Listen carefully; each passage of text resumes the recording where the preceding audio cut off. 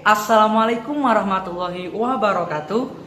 Kembali lagi di channel Darmawan Harta bersama saya Darmawan Eka Hartanyo. Tresno Budaya Jawa.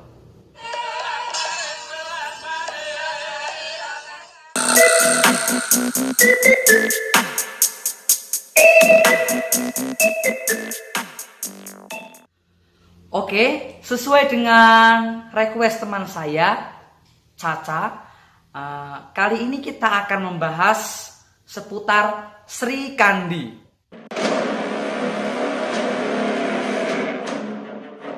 Sri Kandi, salah satu istri dari Arjuna. Ya, kita tahu Arjuna kan pecinta wanita ya. Aku memang pecinta wanita, namun ku bukan buaya. Sri Kandi merupakan anak dari Prabu Drupada atau Prabu Drupada. Prabu Drupada ini merupakan raja di kerajaan Pancolo. Paham kan? Raja di kerajaan Pancolo bernama Prabu Drupada. Mempunyai anak 3. Yang pertama Drupadi, yang kedua Sri Kandi, yang ketiga Trestojumeno. Nah, pada kali ini kita akan membahas tentang Sri Kandi. Suatu ketika saat Sri Kandi sudah mulai menginjak masa dewasa, ada seorang raja namanya Raja Jungkung Mardio. Raja Jungkung Mardio yang ingin melamar Sri Kandi. Nah, tapi melamarnya ini dengan cara tidak baik. Dia menantang semua seisi kerajaan. Akhirnya adiknya si Trestojumeno ini cowok ya, ini melindungi kakaknya yaitu Sri Kandi.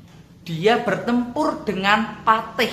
Patih itu seperti wakilnya Jungkung Mardio. Patihnya Jungkung Mardio ini menang dalam peperangan melawan si Trestojumeno.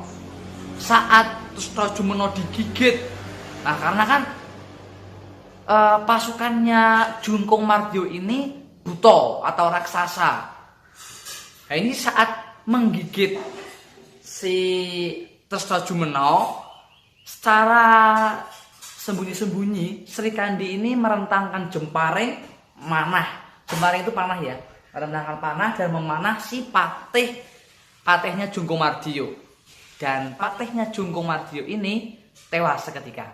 Karena Sri Kandi ini takut nanti Raja Jungkung Mardio marah karena patihnya sudah tewas, maka Sri Kandi ini berpikir bagaimana caranya agar dia bisa mengalahkan si Raja Jungkung Mardio. Nah, Sri Kandi ini tengah malam langsung saja pergi ke Madukara atau rumahnya Janaka, rumahnya Arjuna.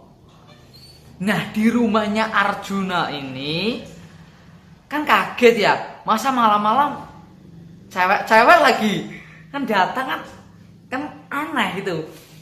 Tetapi karena memang Sri Kandi ini baik dan niatnya baik, ingin berguru dengan Janaka supaya bisa melawan Prabu Jungkung Mardio yang tindakannya itu mengorak-arik, mengosak-asik Pancolo, maka kedatangannya ini disambut bagus, akhirnya diterima menjadi muridnya Janaka.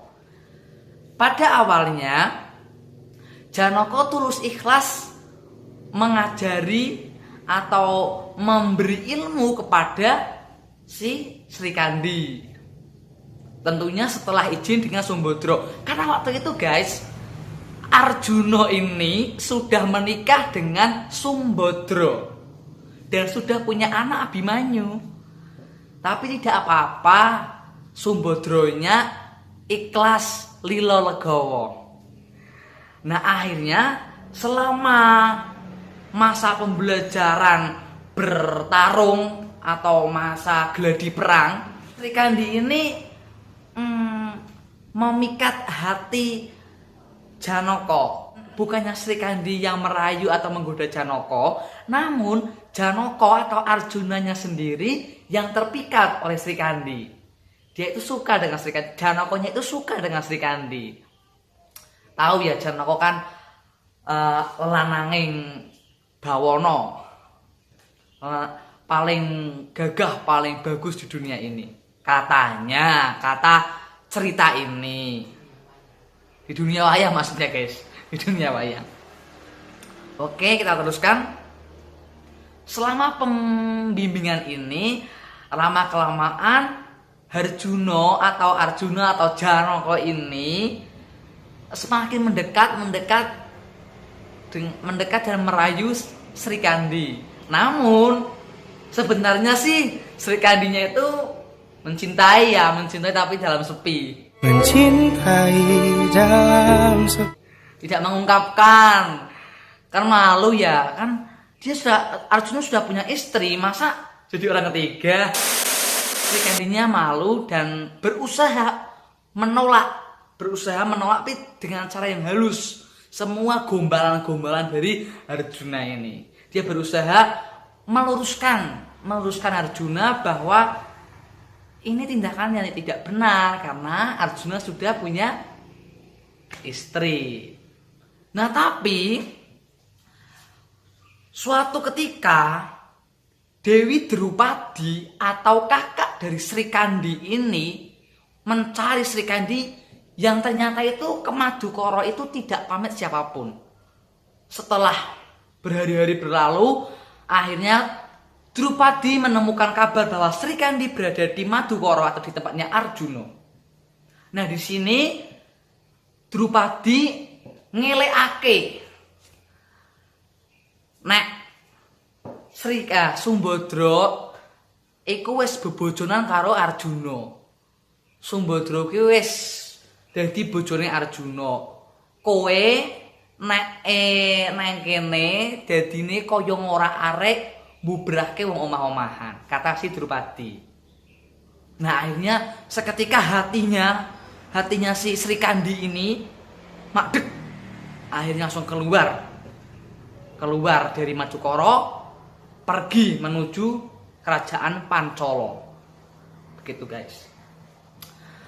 Nah, sedangkan di Madukara ini Arjuna itu sedih, galau, ditinggal pas lagi sayang-sayangnya.